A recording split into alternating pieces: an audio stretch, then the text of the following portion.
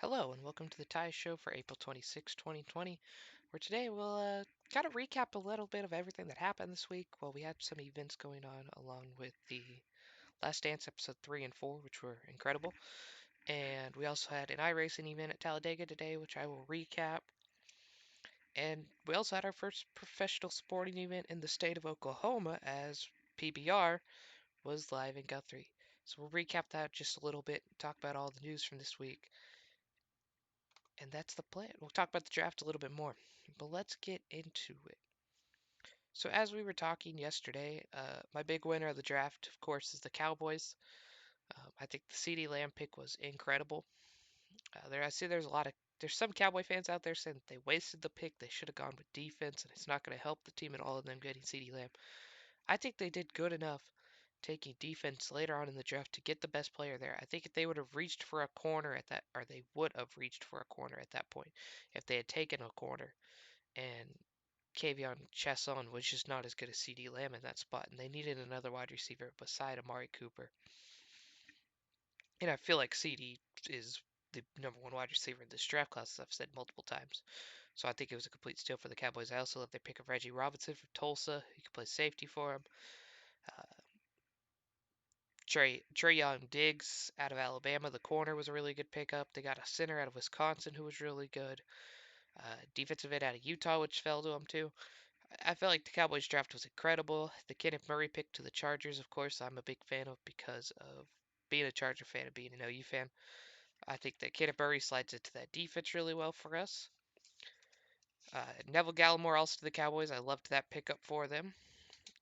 Just another defensive player that Gallimore was a very good player at OU. Just was kind of inconsistent, but he showed at the combine that he's a good player. So I think if you take that part of his game plan and he works out perfectly, as we said, Motley yesterday to the Bucks. I think this is a huge signing for them.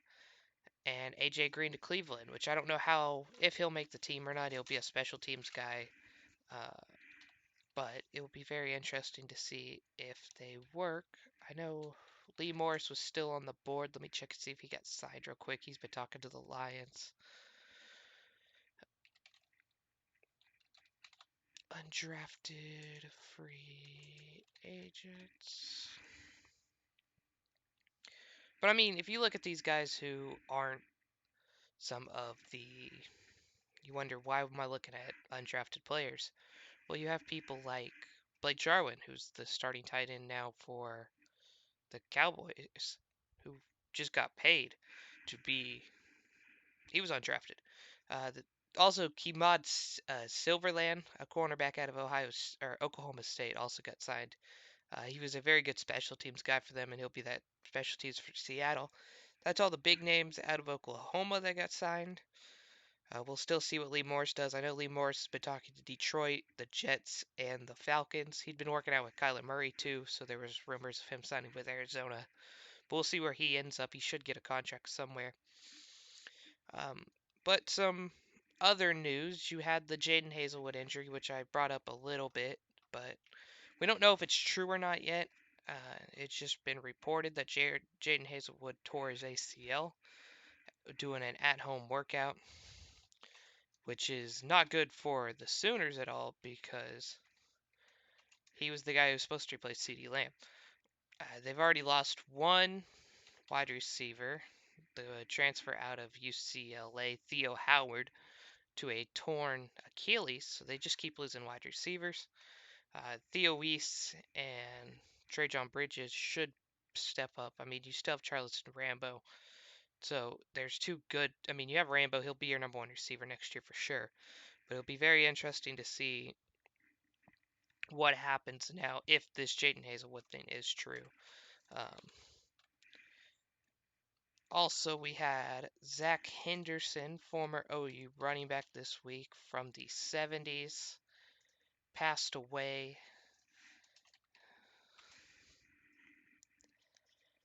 Pulling up more details real quick. I know the Bengals coach, Zach Taylor, was named after him because his dad played with Zach Henderson. But yeah, he was a professional football player, played at OU for 4 years. One of the leading rushers at OU, two-time All-American. But he did pass away 6 days ago, April 20th, at the age of 64 years old. Played 2 years in the Canadian Football League. Then he went to the Eagles for 1 year, which is where he played with Zach Taylor's dad. And then he went back to the CFL for 2 more years. He was named a CFL All-Star in 1982 and won most Defensive Player of the Year in '82. And like I said, two-time All-American at OU. And it's those old players. They bodies take hit playing football, and they are going to pass away at younger ages. And our condolences go out to the Henderson family and everyone else that is involved that knows him. But we go back to more bright side news. As we were talking about Gronk, back to the NFL. We'll go Gronk to the Buccaneers. It's an interesting signing for them because it kind of shows that maybe Belichick was the problem in New England with Brady leaving and now Gronk, who retired, re-signing, but not or refusing to play for the Patriots and go and join Brady instead. I think this kind of shows we see that with Robert Kraft, who chose Brady all the time and didn't side with Belichick, but still Brady left. And we're seeing that in The Last Dance with Michael Jordan and how the owner and the GM did not trust MJ and they went with their own pace. That a big star may get too over his head and think that he's head honcho and it kind of destroys the team. But yeah, the Bucks look like a solid contender this year with Chris Godwin, Mike Evans. They picked up Marquise Goodwin, now Gronk. Or they didn't pick up Goodwin. Sorry, Goodwin went to where did he go to? I don't know why I said Goodwin. Goodwin went to the Eagles. But Godwin and Evans, and they drafted a pretty well too with the Buccaneers. Picked up a running back, a couple wide receivers. But that's all of the football news that we're going to go to into. Like I said, I wanted to recap the iRacing event today, which, if you don't know how that's working, NASCAR is doing races. Wherever they were scheduled to race, they're doing it over a race simulation game, which is as real life as you can get. And people like Dale Earnhardt Jr. races in it. Jeff Gordon made his return today, but all the big names, Alex Bowman, Joey Logano, Kyle Busch, all compete in this. And this week they were at Talladega. We started it off with some good news, as Ryan Newman said that he is completely healthy and will return to racing as soon as NASCAR comes back, which is a miracle based off of what happened to him at Daytona. Our So good for him, and that he is able to race again is amazing because it didn't look good when the crash happened. But the race went on. The rules are whoever finishes in the top three last week have to go to the end of the pack. So Timmy Hill, William Byron, and Parker Klingerman were the three that were forced to go to the back. Corey LaJoie started on the pole. William Byron has been tearing it up on the last two races. He was favored for this one. Ty Dillon took the lead around lap 7, and then Tulowski took the lead around lap 15. There was a big wreck on lap 16 where Ricky Stenhouse Jr. tried to block Ty Dillon and spun out and took out like half the field, including Jeff Gordon, who flipped like 7 times. Everyone in iRacing has allowed a quick reset, so everyone just fixed their cars really fast, and it was like nothing happened. But that was the big one, and it was funny that Ricky Stenhouse caused it since he's the one who usually causes all the accidents during the actual races. Uh, but lap 28, Brad and Brendan Poole, were drafting. They both slid off the track, almost causing an accident, but they didn't, which put Byron in the lead, who had made it all the way back up to the front. Brad then turned Jimmy Johnson later on in lap 31, but it didn't bring out a caution. And Parker Klingerman was leading around lap 40 right before they went for the last green flags pit stops. After it cycled all through, Parker Klingerman and William Byron had a big lead on everyone with a pack of Harvick, Earnhardt, and Ty Dillon behind them. It was about 2 seconds, but that was when Clint Boyer, who was leading before then, he was leading before the green flag pit stops, blew his engine pushing a lap car, and so Clint Boyer went to the back of the pack. Um, John Hunter Nemechek was leading for a little bit. He did not have a good pit stop. That's when Byron and Klingerman took off. Gordon wrecked with lap 14. Chase Elliott ran into him, which brought out the caution with 14 to go and reset the pack. Uh, it was pretty crazy at the end. Earnhardt almost got turned. He made a really good save with 4 to go. There's a big wreck with 3 to go, which set up a green-white checkered finish with Bowman in the lead. Logano and Blaney were the two that got into the wreck. Green-white checkered. Bowman pitted early, so he was worried about gas at this point because I think he pitted 10 to 20 laps before everyone else did. Ty Dillon and him were battling for the lead basically that entire last 2 laps. And then at the end, Ty gets turned, and Bowman wins a free for all at the end of the line. There's like 5 guys within half of a second from Bowman. But Bowman gets his first win in the iRacing thing, and it's pretty entertaining if you haven't watched it. They, it's not the same as NASCAR, of course, but you get that same entertainment, and they only do short amount of laps, like they did 70 in this one.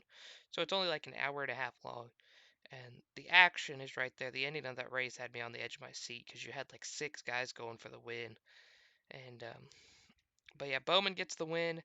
LaJoy finished second. Ryan Pierce finished third. The big names, Earnhardt finished 30th after he got almost turned. He fell to the back, and then Gordon with his 2 wrecks and his return finished 38. I know Denny Hamlin finished last because he said his daughter turned off the TV while they were racing, which disconnected him. Which is funny that Gordon was only ahead of Denny Hamlin, who didn't even race after the race.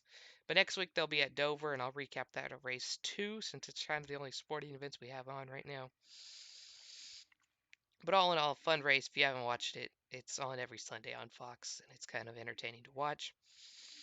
I will go back into the NBA news that we got yesterday with CP3.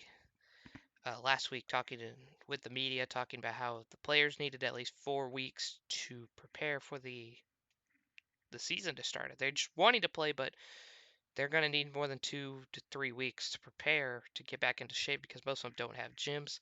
As we heard yesterday from Woj, practice facilities in cities that are lifting their stay-at-home orders will be open for one-on-one workouts. I didn't clarify that yesterday, but only for one-on-one workouts. It can't be the full team as they're still trying to social distance, of course. One of the big news that I didn't talk about till today, Jalen Green, the #1 college prospect, decided, or go high school prospect going into college, decided to skip college and he's going to join the G League college program, which gives him 500K. He gets to play in the G League, which is scouted by NBA players, and he also gets a future scholarship. And I think you're going to see a lot of players take this route. If you're an OSU fan, I don't think Cade Cunningham will because he has ties to OSU. So don't be worried about Cade Cunningham. I'm talking in the future. But yeah, it's very interesting that we're not even going to see the #1 projected player for college this year in college. He's going to be playing in the G League, which they said they're going to set up an own team in LA for the players. And it'll be very interesting to see how that works. But then we go into the main thing today, which was The Last Dance episode 3 and 4, which aired tonight on ESPN, which I wouldn't say they were as good as episode 1 and 2, but they were still really good, as episode 3 gave you the story about Dennis Rodman and just how crazy he was. It started out with him being drafted with Detroit, going through his college years at Southeast Oklahoma State University, getting drafted in the second round, playing for Detroit, and just turning into one of the best defense players in the league with the bad boy Pistons at that point, which were just that team that just took it to everyone, that weren't afraid to foul, weren't afraid to fight. That was their main thought, was they were going to hurt you when you played them. They weren't going to let you think about who you were playing, how you were playing, and that's how they won the championship against the Lakers. Lakers, I think it was the Lakers, yeah. They won their first championship against the Lakers, which then they repeat twice. But yeah, it goes into how he almost killed himself in the Detroit parking lot one night, which he fell asleep in the car, and the cops found him with the gun in his hand. And just how crazy his life was at that point. They traded him over to the Spurs, and how that's when he started to change. He started dyeing his hair, dating Madonna, and started acting like himself, which was his flamboyant personality that we see in Rodman now. And getting traded to the Bulls and how Jerry Krause didn't want any part of him, but the assistant GM thought that he would work well with MJ and Pippen, which it clearly did. And there was the MJ talking about the 97 season again when Pippen was out and Rodman got ejected early in one game. And he said he knew that he chewed out Pippen. And he's like, I knew Pippen knew that he messed up. But Pippen never apologized, and he said the way he apologized was he came and knocked on my door that night and asked if I had a cigar. And I said, him coming to my hotel room knew that he actually cared. And at that point, Pippen changed, and that's when the Bulls started going on their run without Pippen. And then we heard that Pippen decided to revoke his trade uh, demand and that he would finish the season with the Bulls. And then we get the very interesting story, which I had no idea about, which was Phil Jackson allowing Dennis Rodman to go on a vacation in the middle of the season um, to give him a break because that's how crazy Dennis Rodman was, that he needed a break at some points. And so he convinces Phil Jackson to give him a 48-hour vacation in Vegas. And Phil Jackson allows him to do it, and MGM tells him he's an idiot. But I don't know how many players in NBA history. I guess that's the reason for load management. We could say that Dennis Rodman was the first person to ever do it, as he took a 48-hour vacation and just got drunk and wasted in Vegas for 2 days. That's when MJ came and dragged him out of his hotel room and got him working out. And he was talking about how Phil Jackson like started pressuring him to get back into shape because he wasn't in shape after those 2 days. And it was a pretty funny story. And then episode 4 was about the rivalry that the Pistons and the Bulls had, which for 3 straight years they played each other in the Eastern Conference Finals.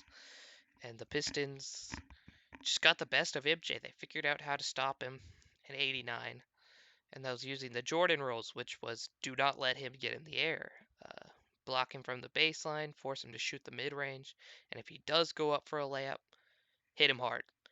And Bill Laimbeer and John Staley, that's what they did. They rocked MJ every single time he stood up, and it's interesting to see that MJ took it and didn't play. I mean, of course, he still hates Isaiah Thomas to this day, as you clearly could tell from this, and how all the Bulls players hated the Piston players, and it was the first big rivalry other than after the MJ or Magic and LeBron era or Magic and Larry era. And it was the team that I mean, there was rumors that Michael Jordan couldn't carry a team to a championship because he wasn't able to get past the Pistons every single year. They shut him down on defense. They'd shut him down on defense. And the third year, that was when Pippen became an all-star, and it kind of all changed for him. And they finally got past him, and the big thing that they were talking about at the end was the Piston players refusing to shake the hands of the Bulls players and just walking off the court, and how MJ still to this day hates them for it. And I think that's where his hatred for Isaiah Thomas comes from, is from that moment when he didn't shake hands, the sportsmanship and all that. And it's very interesting to see how they play off, as Isaiah Thomas said that that was what every team did, and then MJ saying, no, look at us, the last 2 years, we didn't do it. And that was when we learn about MJ's first championship, which they go and play the Lakers, and Pippen completely locks down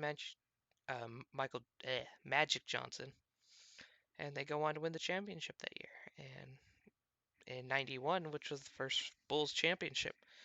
And so learning about Rodman's crazy career and how he actually meant so much to the Bulls, and you learn from people like Gary Payton about how he may be the best defender of all time, and how Michael Jordan and Scottie Pippen said without Rodman they don't think they would have won the championship. And just to show that somebody with such a weird and I mean he was the most controversial player at that time. I mean you look back at Rodman, he was nothing, probably the craziest player that has ever played in the NBA. I mean the guy you would probably compare him to nowadays is a J.R. Smith personality, but J.R. Smith's nowhere close to the talent that Dennis Rodman was. I mean, Dennis Rodman would go out there and get 20 rebounds a game and didn't score a point, but he knew his role, and that was to play defense and to set up MJ and Pippen, and it worked really well. And these 2 episodes, like I said, weren't as good as the first 2 episodes, but they were still really good. I mean, we learn about Rodman being one of the main quarter horses of that team in the rivalry between the bad boy Pistons and Michael Jordan Bulls in the 89 to 91 seasons, which was crazy. And why MJ hates Isaiah Thomas as much as he does. And it's funny to think that Rodman got his first championship with that Pistons team and then ends up playing with the Bulls later on. But all in all, I can't wait for next week, which I don't know what they'll go into, probably the 92-93 championships. But we'll see what happens there. And one more thing, as I talked about, we had a PBR um, event, professional bull riding event in Guthrie, which allowed no fans in the arena, but a live sporting event to happen, which Fabio Vieira from Brazil won, the ninth best bull rider in the world. Finished first place, which won him $11,000. So, as we clearly could tell, sports are still going on around us, even if it's not the sports we want. But the draft was entertaining this week. The Last Dance was entertaining this week. We still have iRacing if you're into that. We've gotten some good news on the NBA. We gotten some news on college football. And all in all, it was a pretty successful week. And I'm excited to see what happens next week. Um, but that's it for me tonight. Again, I'll do another recap, which I said yesterday was going to be a short video today, but we actually had some big news come up. I forgot the Last Dance was on tonight. But I'll talk to y'all tomorrow. Should be a short video. We'll recap maybe some of the signings. If Lee Morris gets signed, we'll see where he goes. But that's it for me tonight. I'll see y'all tomorrow. Peace.